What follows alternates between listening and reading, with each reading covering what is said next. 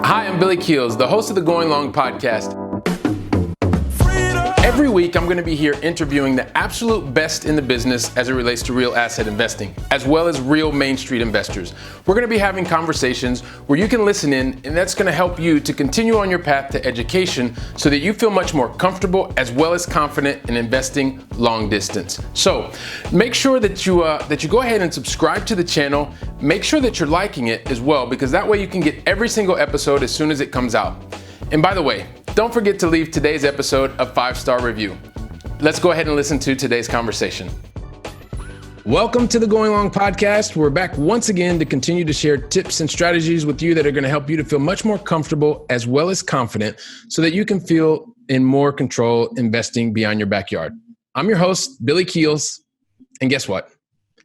If you've ever wanted to understand how you can actually enjoy a profitable passion and get this, and thrive in your 9-to-5, you're going to love today's conversation. You know why? Because in today's conversation, our guest is not only a corporate marketing professional, she's also a multifamily buy and hold investor who had her life kind of altered after she read this special book. Maybe she'll talk to us about that. You know what? She's also an adventurer. She's a traveler. She's a golfer, a runner, and I think she even did some swimming. Today's guest is none other than Kyla Meuer. Kyla, welcome to the show. Hi, Billy. It's great to be here. Thanks for having me. I am really looking forward to today's conversation. I know that this is going to be adding a lot of value for many, many people. And so I want us to get jumping right into the conversation. So the first thing is, Kyla, we love starting out the show, helping people to understand exactly where you are in the United States. Where are you? Yeah, I'm in Madison, Wisconsin, which is probably closest to Chicago, right in the middle of the United States Midwest region. All right, we have another fellow Midwesterner, so fantastic. Yeah. 2 on this show. This is going to be awesome. Thanks for that. So Madison, Wisconsin. And Kyla, I'd love to know, what is the most positive thing that's happened to you in the last 24 hours? Yeah, I guess in the last 24 hours, I've been doing some knee rehab, and I'm able to get out and do a 5K. And so I was able to get that in yesterday, which felt really great. And just kind of a progress of getting back to a healthier, happy body. Wonderful. So that's good. I did mention you were a runner, so that's a good thing. And I know I've had some lower back kind of issues going on. So I'm glad to see that this was positive and you're moving in the right direction. So yes. Kyla, we have a lot of things to talk about. I just mentioned a couple of things to get started, but we'd love to know a bit more. Talk to us about your journey and give us a sense of who is Kyla. Sure. Yeah. Well, again, thanks for having me. I guess my story is maybe a little bit different. I was a military kid in a military family, and swimming, as you mentioned, was a big part of my life. So spent a lot of time swimming, got a scholarship, swam in college, and was kind of on the path to becoming a coach. And so continuing my higher ed education, thought that like being a college swim coach would be a great fit. And after doing my graduate assistant work, just decided that wasn't the life that I wanted to have. And so just kind of kept following the corporate world, the corporate path, and really, after joining the corporations and kind of working my way up and becoming more involved in the different sides of marketing, had this kind of realization that like I wanted more freedom, more time freedom, more autonomy, and kind of taking the less stress about climbing the corporate ladder just to make more money. And so that's kind of where my investing kind of took off, along with kind of discovering some interesting facts about our retirement system and the options that are provided to you as an employee. And so just, I guess, took some I guess, hard looks at what my options were, started educating myself, and then really took some action. And that's kind of why we're here today.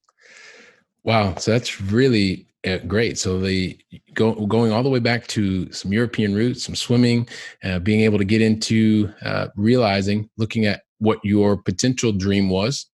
You had Sure. really a discussion with yourself, understanding that, hey, listen, don't want to do this. So you pivoted, you took action. You were in the corporate, you're climbing the ladder, and you also realized that, hey, listen, once again, you're looking for some new alternatives in your life.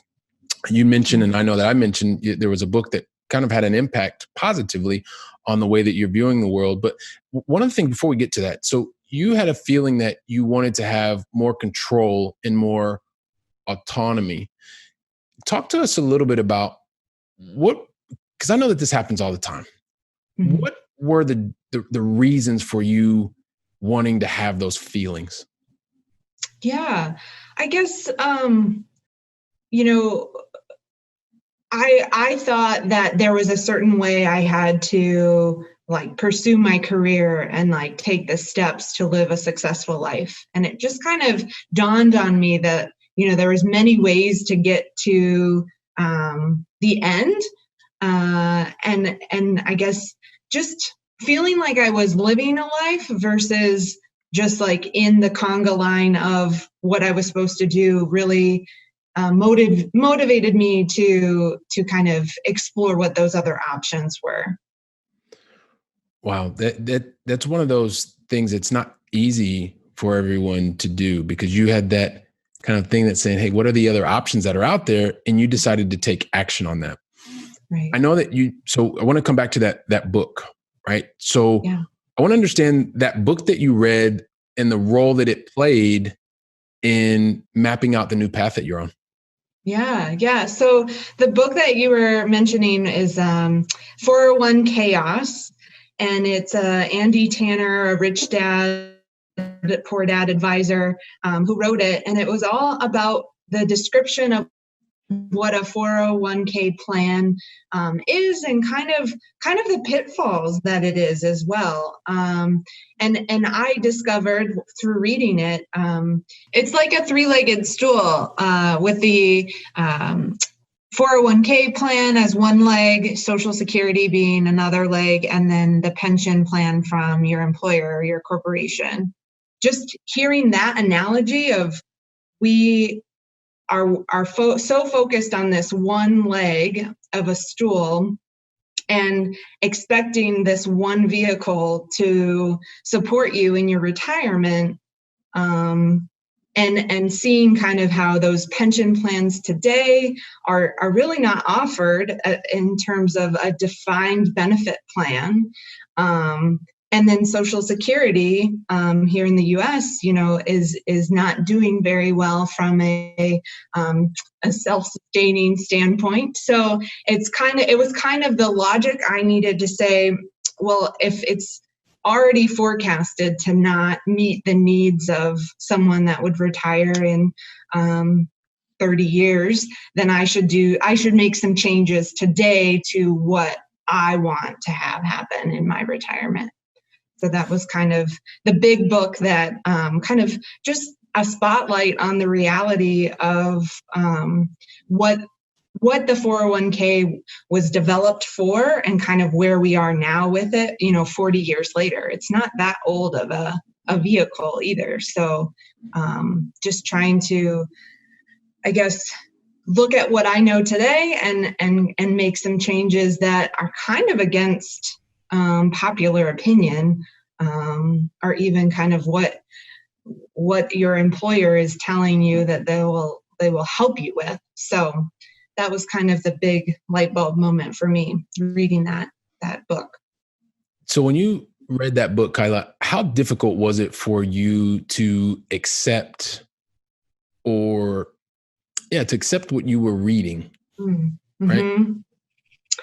Yeah, it was disappointing, to tell you the truth. It was, but it made so much sense. Andy Tanner just kind of like outlined the facts and just kind of put it out there that was like, you just have to do what's right for you, right? So there was this self-evaluation of like really what was right for Kyla, not what's right for everyone else. I mean, I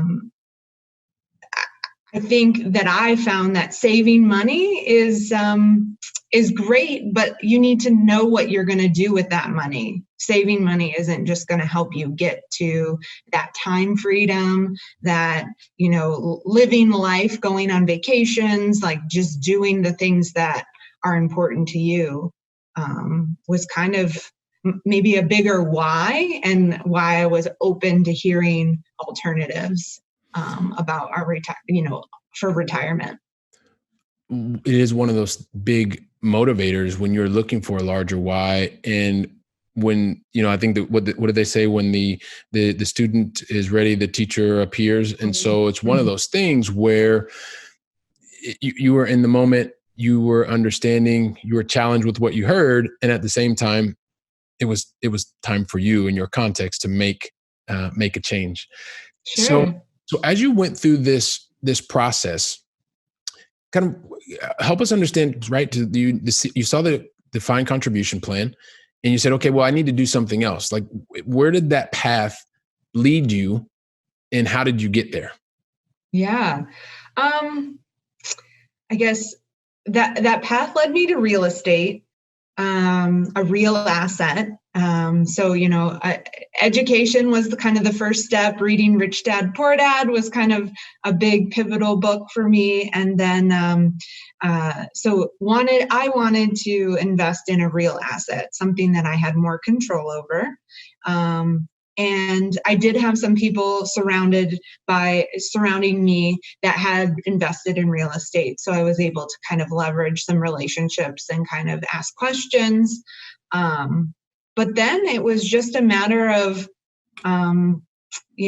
deciding what I was interested in and kind of charting a new path to, if 401ks aren't the route I want to go, could I invest in multifamily properties and that be my new retirement plan? And so that's kind of the direction I've taken. And, I'm not looking back. So it's been quite a big learning experience, but I'm also feeling more confident, more in control, and really I have a lot more time freedom when it comes to like not worrying about the market going up, and also kind of this idea of just being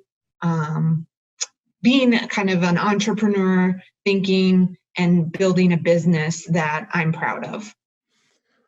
So being able to build that business that you're proud of, being able to take those steps, surrounding yourself with the right people, these are some of the keys to your success. Now, I'm sure that there are a lot of other things as well, but I wouldn't be the host of the show if I didn't want to talk a little bit about that whole long distance aspect. And I know because of a lot of the different relationships that you're building and teams and things like that, that investing beyond your backyard is not something that you are that you look away from. Quite the opposite. So maybe you could tell us a little bit about your journey as an investor as well. Yeah, sure.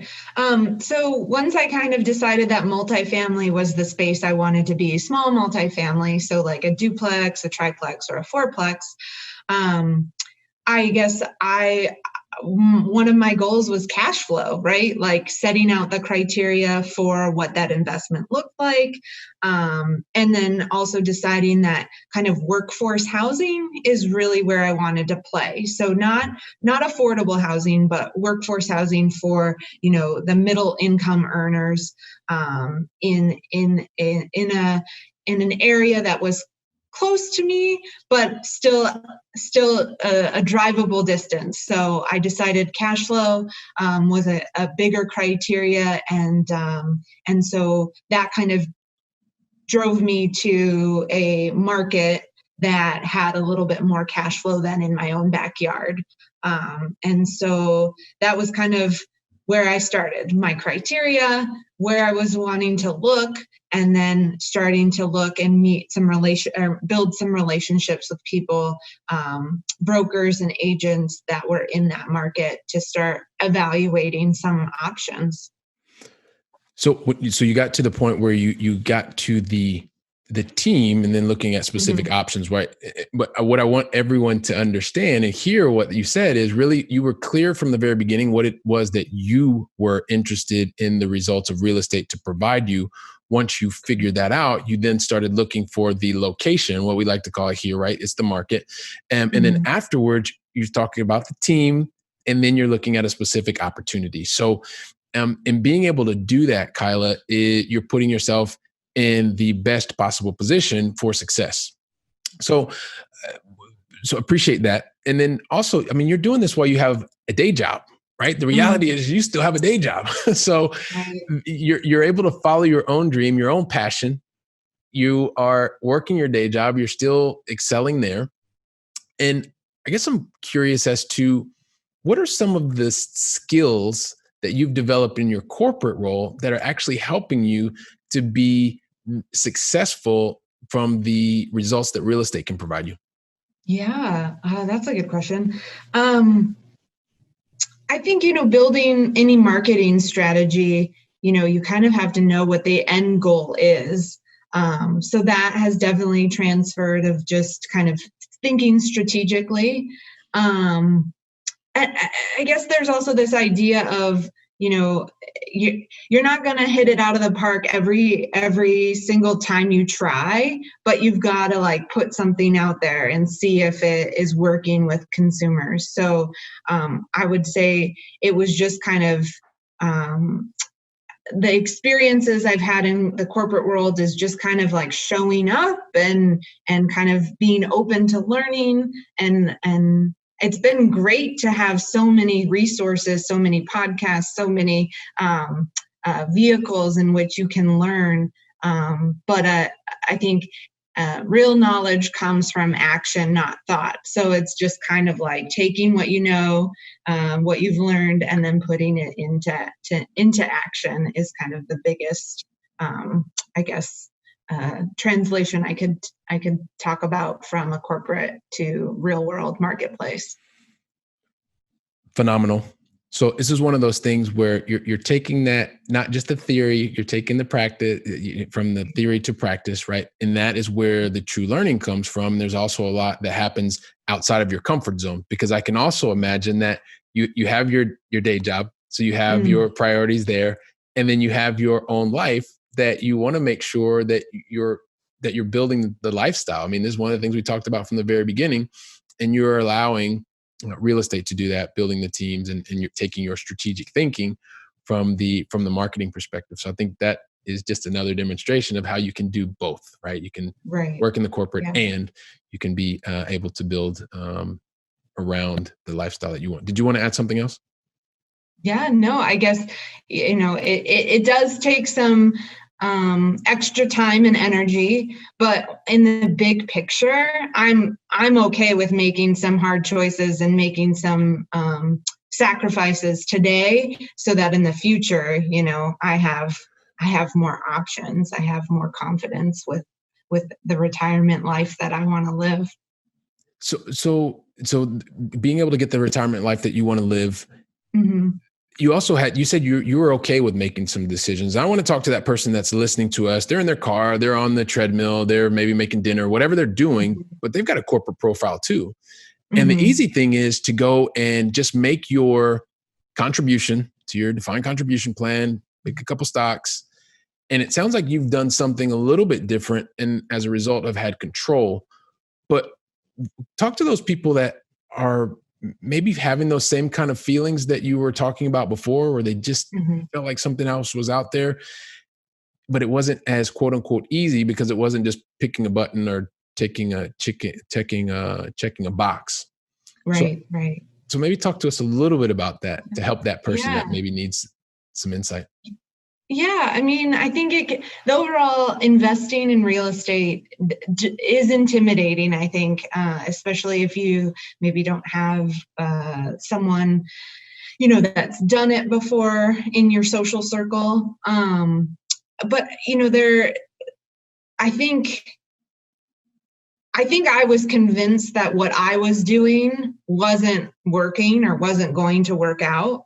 So I kind of took it as, the next, like, this was the new way for me to kind of have that retirement. So I guess I would talk to someone that is kind of feeling that way, and I guess I would coach them as kind of just trying to stop believing the story of this is what you're supposed to do, and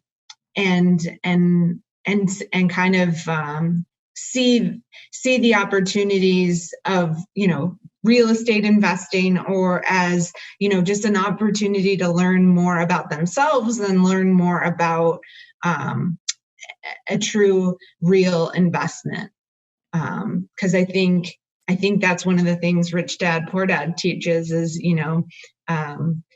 why have we convinced ourselves that investing in 401ks or the stock market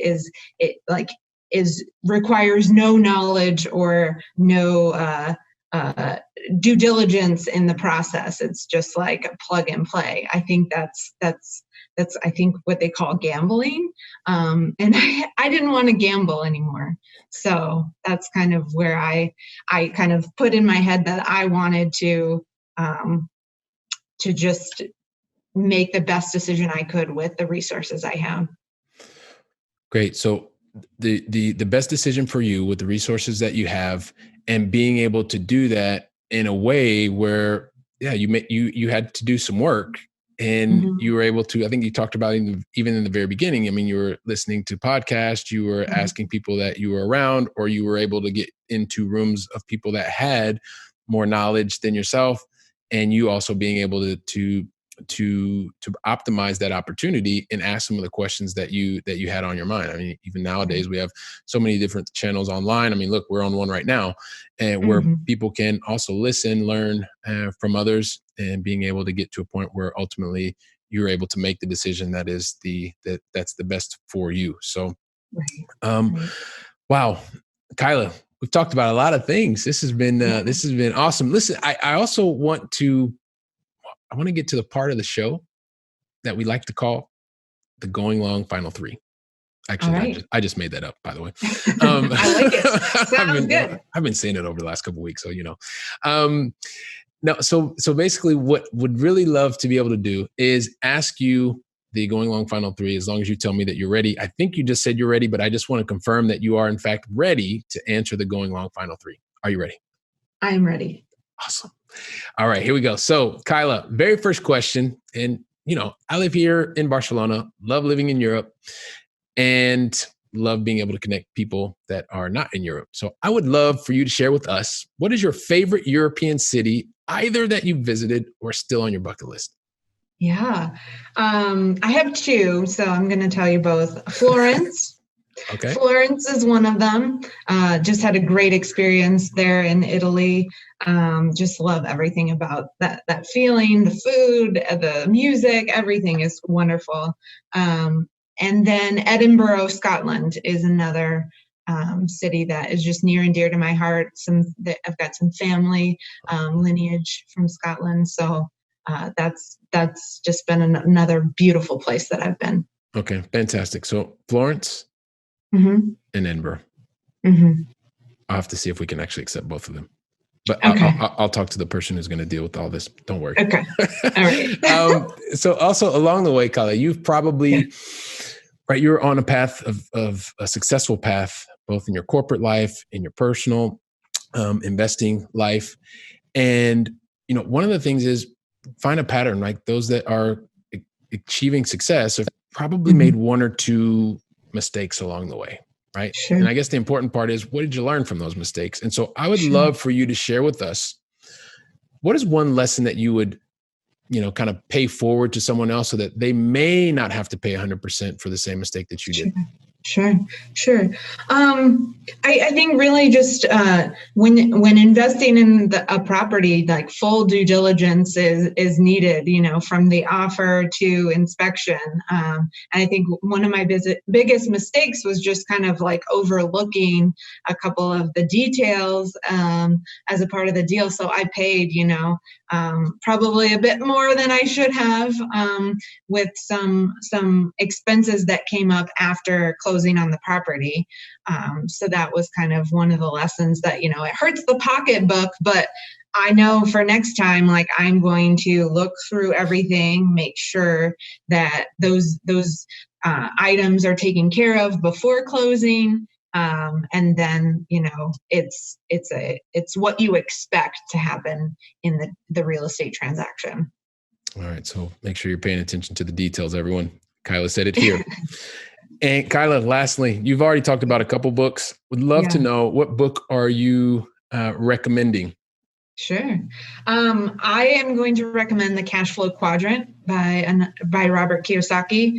I found that really spoke to me from an employee standpoint to this investor, business owner standpoint. And, I continue to reread it, have book studies with family and friends, and just find that it just is a very insightful book for how I used to think to how I want to think, and challenging me to think a little bit differently. Fantastic. So Cash Flow Quadrant, it definitely has the power to help you to think differently on just the way you're approaching life and from your investment philosophy. So thank you so much for sharing those, for completing the Going Long Final 3. And you know what, Kyla, I'm just thinking about our conversation today, right? And you've helped us to understand how you can actually have that profitable passion and be able to work in a corporate role. You've talked about being able to, from early on, like having experiences overseas and really looking at the dream that you wanted and realizing, hey, look, that's not it. So you pivoted, and from doing the in the university, then you got into your current type of roles in the marketing area. And you've also realized that, hey, listen, at a retirement, there's something else that's out there. So you've been able to go deeper on that area. You've had a couple of books that have changed your life. And more importantly, you took that theory and you put it into practice. And you're starting to see a lot of the positive results that are helping yourself. No, you're also going out and helping others to be able to do the same things, meaning live that more fulfilled life and having real assets be a part of that. And because you've shared all this goodness, like, and I want to like find out more from you. I want to be able to talk to you about more things, but our time's kind of limited. So for all those other people out there, Kyla, that are wanting to figure out like, how do I talk to Kyla? How can we brainstorm over this? How can we like maybe read books together and find out stuff? Like, help us understand, like, what is the best way to get in touch with you, Kyla? Yeah, I think just finding me on LinkedIn is probably the best way. Yeah, I am on there and would be happy to have any conversations about my journey and just helping others kind of look at what their options are. Okay, fantastic. Well, Kyla Meuer, and then that's Meuer. We'll make sure that we include that way to get in touch with you in the show notes. And Kyla, this for me is like awesome. I'm so glad that you've decided to come here to share your story on the Going Long podcast. I'm sure that everyone has received so much value, especially corporate employees that are really looking for those new alternatives, new way to be able to achieve their end goal. And from the bottom of my heart, really appreciate you being here and sharing time and your insights with the Going Long audience. Yeah, thank you. Thanks for the opportunity. It's great. It's a great opportunity. Thanks. Fantastic. Well, listen, once again, we've come to the end of another episode. I want to thank everybody that's part of the Going Long audience. I mean, we continue to grow, and we want to grow with other like-minded people. So I'm going to really kind of ask you up front, like, once again, share this episode with at least 2 to 3 other people. I'm sure that you know people that are going to benefit from Kyla's story, and reach out to Kyla, things like that. And you're actively taking a part in helping our community to grow. And also too, feel free to go ahead and leave a 5-star review on the conversation, things that you liked about the conversation. We'd both really like to know what's all about. I'd love to know, because we want to make sure that we can get more guests that will talk about similar things that are going to help you. And you know what? I'm really looking forward to our very next conversation. And until then, I will hope that you go out and make it an awesome, great day. Thanks, everybody. Wow, don't you love hearing from top-notch experts in the field? You know, when I was getting started, I really wish that I would have had access to such experts. And even more, I wish they would have given me like a really simple list of things to follow so that I could have gotten to my goals much faster and been much happier even sooner. So that's why I've created for you the 7 things that you should avoid in order to be successful in long-distance investing. And you can pick that up really easily by going to billykeels.com/7 things to avoid. And also, if you liked today's episode, don't forget to leave a 5-star review. I'm looking forward to seeing you on our very next episode, so go out and make it a great day.